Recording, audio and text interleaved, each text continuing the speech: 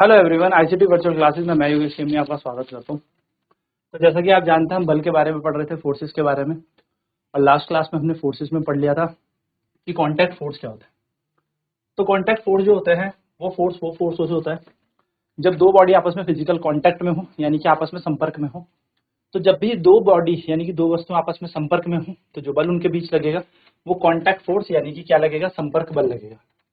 इसका पहला उदाहरण है हमारे पास मस्कुलर फोर्स।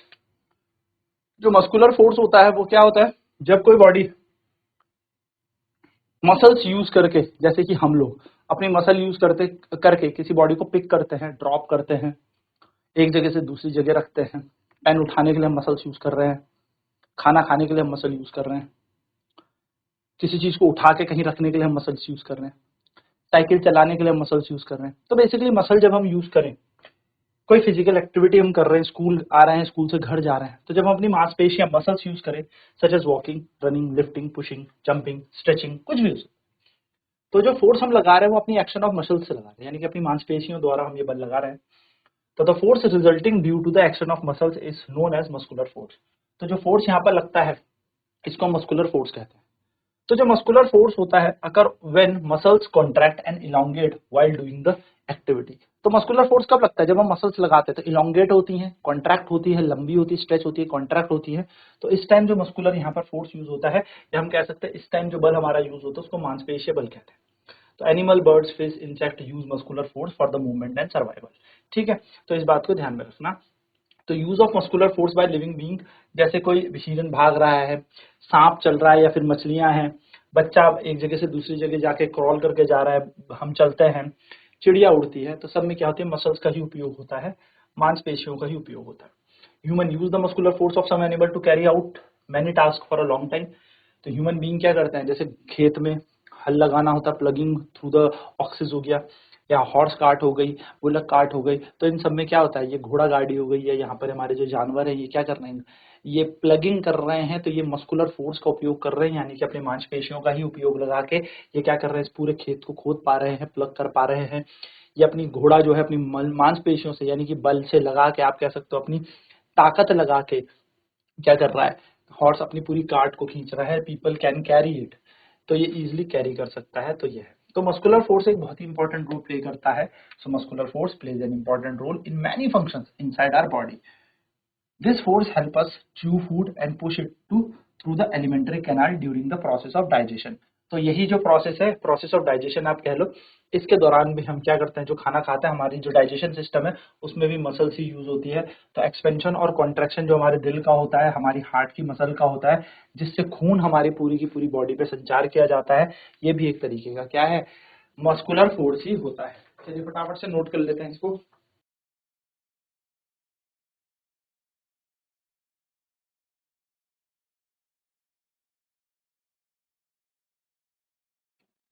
नेक्स्ट है फ्रिक्शन, यानी कि सेकंड काइंड का जो मस्कुलर फोर्स मिलेगा वो हमें फ्रिक्शन मिलेगा। A ball rolling on flat ground stops on its own after some time, यानी कि जब एक बॉल जो है ग्राउंड में चल रही है, यानी कि ग्राउंड में हमने एक बॉल को रोल कर दिया, तो वो बॉल चलते चलते चलते चलते एक टाइम के बाद खुद ही रुक जाएगी, है ना। If we stop pedalling our bicycle on a flat road, it slows down and comes to stop. जब हम पैडल मारना शुरू कर देंगे, रोड में हमारी साइकिल चल रही है, एंड वी स्टॉप्ड पैडलिंग, हम स्टॉप कर देते हैं पैडल मारना, तो हमारी गाड़ी एक पॉइंट में जाके रुक जाएगी, स्टॉप हो जाएगी। If the road is rough, यदि रोड जो रफ है, थोड़ी सी खुरदुरी रोड है, तो इट स्टॉप सूनर, वो जल्दी रुक जाएगी साइकिल हमारी, है ना। और स्मूथर रोड है, अगर चिकनी सी रोड है, तो फिर थोड़ी देर दूर तक तो चली जाएगी लेकिन रुक जाएगी कहीं ना कहीं जाके। सो हमने यहाँ पर देखा कि ऐसे बहुत सारे एक्सपीरियंस है कि बॉडी अपने आप ही कुछ सिचुएशन में रुक जा रही है ना। तो ऐसा क्यों हो रहा है, what causes the change in the speed of an object in such situation. ऐसी सिचुएशन में, ऐसे सिनेरियोज में, ये अच्छी खासी बॉल चल रही थी, ये रुक क्यों गई, साइकिल पे हम पैडल मार रहे थे, एक पॉइंट जाके रुक क्यों गई, तो ये ऐसा क्या हुआ है ना। So we have learn earlier that force is essential to change the speed of an object. तो हमने ये देखा था कि किसी वस्तु में अगर आपको अपनी उसकी वस्तु की चाल बदलनी है, स्पीड को चेंज करना है, इंक्रीज करना है या डिक्रीज करना है, तो बेसिकली हमें क्या चाहिए, हमें फोर्स रिक्वायर्ड है ना। फोर्स की बहुत ज्यादा जरूरत है, बिना फोर्स के, बिना बल लगाए ये वस्तु जो है अपनी अवस्था या अपनी चाल को नहीं बदलेगी, अपनी स्पीड को चेंज नहीं करती। तो फोर्स इज इंपॉर्टेंट, यानी कि बल लगना अनिवार्य है। तो हम यहाँ पे यही कहेंगे कि इन सभी सिचुएशन में no force appears to stop acting on the object, लेकिन हमें तो कोई बल दिख ही नहीं रहा है।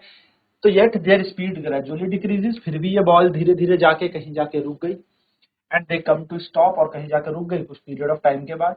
तो it is possible that some forces is indeed acting on them, तो इसका मतलब यह है कि कुछ ना कुछ बल तो इन पे लग ही रहा होगा। ये किस प्रकार के बल है, which kind of force is this. तो यहाँ पर हमारे पास एक्टिविटी है, एक ऑब्जेक्ट ले फ्लैट बेस के साथ, यानी कि एकदम बॉक्स टाइप का ले ले, एम्प्टी लंच बॉक्स हो सकता है, ज्योमेट्री का बॉक्स हो सकता है, आपका कोई नोटबुक हो सकती है, और इसको टेबल या जमीन के ऊपर रख दे, हल्का सा इसे धक्का दें और ऑब्जर्व करें कि क्या ये थोड़ा सा आगे जाके खिसक के रुक गया। अगर रुक गया तो is there a force acting on it which brings it to rest, क्या इसके ऊपर कोई बल लग रहा था जिससे ये रुका। Now repeat bye pushing the object in opposite direction, अब इस ऑब्जेक्ट को उधर की तरफ से धक्का दो, क्या ये फिर से इधर की तरफ हल्का सा आके रुक गया। जैसा आपने इस बॉक्स को धक्का दिया तो ये हल्का सा सरक के गया, यहाँ पे रुक गया, फिर आपने इधर से धक्का दिया तो हल्का सा सरक के रुक गया। तो आपने देखा जब आपने इसको पुश किया, the object stop after sliding a certain distance, जब आपने इसे धक्का दिया तो ये ऑब्जेक्ट थोड़ी दूर गया, आगे जाके रुक गया। This must be due to a force acting between the surface of the sliding object and that of table और फ्लोर। तो इसका मतलब यहाँ पे जो जमीन है, इस फ्लोर और इस टेबल के जो कांटेक्ट में ये बॉक्स है, यानी कि ये लंच बॉक्स जो है और जो ये टेबल जो है, इन दोनों के बीच में कुछ फोर्स लग रहा है, इस सरफेस पे कुछ फोर्स लग रहा है। This force must be acting on the object in the direction opposite to the direction of motion, और ये इसको रोक रहा है। यानी कि अगर ये आगे की तरफ जा रहा था, ये फोर्स पीछे की तरफ लग रहा है, जब ये इधर की तरफ आया तो ये फोर्स इसको रोक रहा है। यानी कि ये जो फोर्स इस पे लग रहा है निरंतर, ये इसको रोकने का प्रयास कर रहा है, रोकने की कोशिश कर रहा है। सो दिस फोर्स कहाँ से आया, ये फोर्स जो इसको रोक रहा है। So the force that comes into play when an object moves or tries to move over another surface is called force of friction. तो ऐसा फोर्स जो मूव करे एक बॉडी जब दूसरी बॉडी के ऊपर, यानी कि सरफेस टू सरफेस पे लगे, इसको हम फोर्स ऑफ फ्रिक्शन कहते हैं या सिंपली फ्रिक्शन कहते हैं। तो एक ऐसा बल जब वस्तु स्लाइड कर रही हो किसी दूसरी वस्तु के ऊपर और उनके बीच पे लगे, उसे हम घर्षण कहते हैं।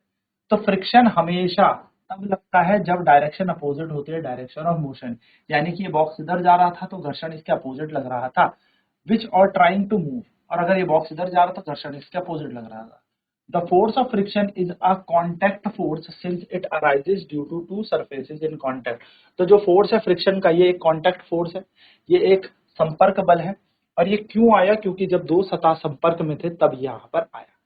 तो friction arises due to irregularities, तो ये जो घर्षण है ये कब आता है, जब इरेगुलरिटीज होती है दो सरफेस के बीच। Even surfaces which appear smooth have a large number of minute irregularity. Irregularity का मतलब हो गया खुरदुरापन। अब आप बोलोगे सर ये तो मुझे टेबल तो बहुत ज्यादा स्मूथ लगता है, इसमें तो कुछ भी खुरदुरापन नहीं है। तो जब आप इसको बहुत ही माइक्रोस्कोपिक लेवल पे देखेंगे तो आपको यहाँ पर नजर आएगा कि यस देयर आर इरेगुलरिटीज और माइन्यूट माइन्यूट इरेगुलरिटीज। तो when placed in contact irregularity of the two surface lock into each other, तो जब ये दोनों कांटेक्ट में होंगे ये एक दूसरे को लॉक कर देंगी, नीचे वाली इरेगुलरिटी ऊपर वाले बॉक्स की रेगुलरिटी को लॉक कर देगी और ये अब आगे मूव नहीं कर पाएगी बॉडी। ठीक है, तो बहुत एफर्ट लगाएगी body and it opposes any effort to move one surface over another.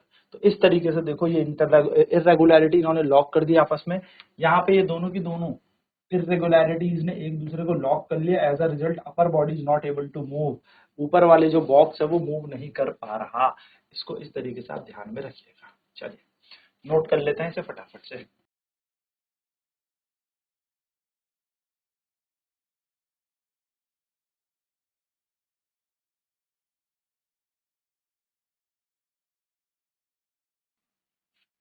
सो यहाँ पर इरेगुलरिटीज एक दूसरे को होल्ड कर लेती हैं और होल्ड करने के बाद क्या हो जाती है, ऊपर वाली body is not able to move, यानी कि जो ऊपरी सतह होती है उसको नीचे वाली सतह रोकने की कोशिश करती है। ऐसा नहीं कि सिर्फ ऊपर वाली नीचे वाली को भी अपने साथ ले जाने की कोशिश करती है, बट ये यहाँ पर हमें देखने को मिलता है।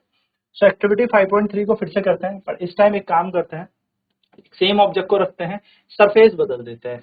लाइक हमने सरफेस पे रख दिया glass, cloth, would, ceramic tile और सैंड। यानी कि हमने क्या कर दिया, पहले हम टेबल के ऊपर इस पे धक्का दे रहे थे, अब हमने क्या किया, इसी लंच बॉक्स को अलग अलग वस्तुओं के ऊपर रख दिया। जैसे ग्लास पे रख दिया, क्लोथ पे रख दिया, किसी कपड़े पे रख दिया, वुड लकड़ी पर रख दिया, सेरामिक टाइल्स किसी टाइल के ऊपर रख दिया और सैंड यानी कि रेत के ऊपर रख दिया। Does the object stop after travelling some distance, कुछ दूरी जाके क्या ऑब्जेक्ट रुक गया। Does the object stop at the same distance on all surface, या हर एक सतह पर बराबर बराबर दूर गया। For different surface the object stops after moving different distances, so we can say that the force of friction depend upon the nature of the surface in contact. Friction is greater on rough surfaces. तो अलग अलग surface पे देखा तो object अलग अलग तरीके से मूव कर रहा था, तो जो फोर्स ऑफ फ्रिक्शन है वो डिपेंड करता है नेचर ऑफ द सरफेस पे, यानी कि जो फ्रिक्शन का फोर्स है वो सतह के प्रकृति पर डिपेंड करता है। जितना ज्यादा रफ सरफेस होगा, जितना ज्यादा खुरदुरी सतह होगी, उतना ज्यादा घर्षण होगा, उतना ज्यादा ये वस्तु आगे नहीं जाएगी, उतना डिफिकल्ट होगा इस बॉडी को आगे मूव करके जाने में। सो does the force of friction act only if object are moving on solid surface? तो क्या सिर्फ घर्षण तभी लगता है कि जब ठोस सतह के ऊपर कोई वस्तु चल रही है? What about the object moving liquid and gases? उन वस्तुओं का क्या जो पानी में चल रही है या हवा में चल रही है? तो आपको पता है कि जो पानी और हवा है, इन दोनों के दोनों द्वारा भी घर्षण लगता है वस्तुओं पर जो इन पे चलती हैं। Hence the object such as aeroplane, ships and boats, ऐसे वस्तुएं जैसे एरोप्लेन है, शिप है, बोट है एंड हाई स्पीड ट्रेन है, उनको डिजाइन किया जाता है with specific shape to reduce the force of friction due to air water around them. तो हम अगर यहाँ पे कहें तो यहाँ पर हाई स्पीड की जो ट्रेन है उनको इस तरीके से बनाया गया है, या उनकी शेप इस तरीके से बनाई गई है कि जिससे वो घर्षण को रिड्यूस कर सके, कम कर सके, जिससे कि वो एयर या वाटर जो भी उनके आसपास है उनको उसके घर्षण को ओवरकम करके चल सके। तो ये एक छोटी सी बात ध्यान में रखने वाली है, इंपॉर्टेंट है, नोट कर लेते हैं।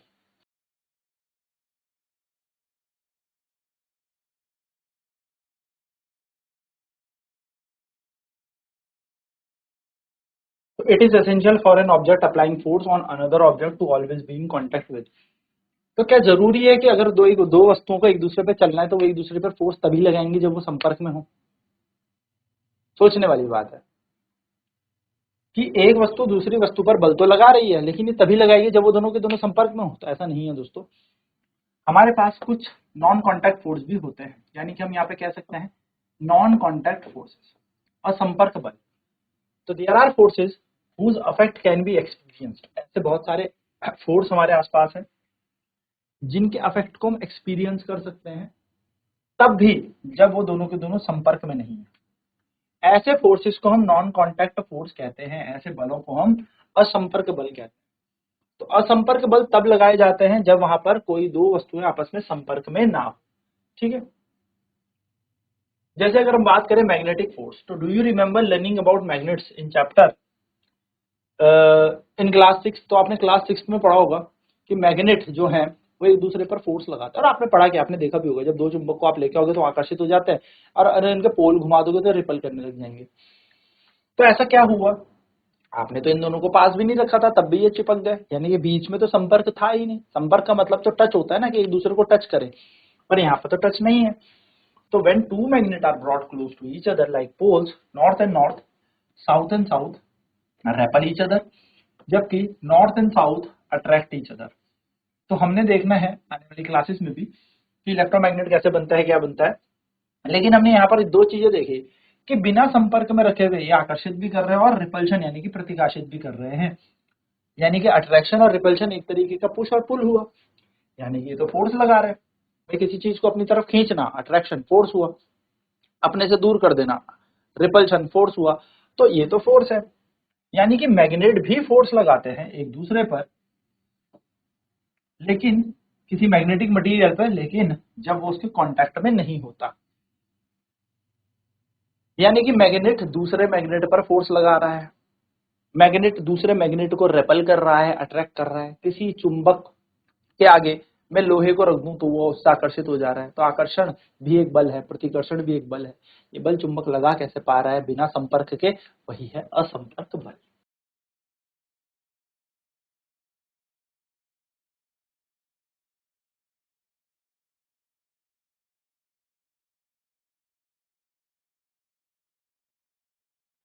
Next activity 5.5, let's us test. तो देखो, take two ring magnet and a wooden stick.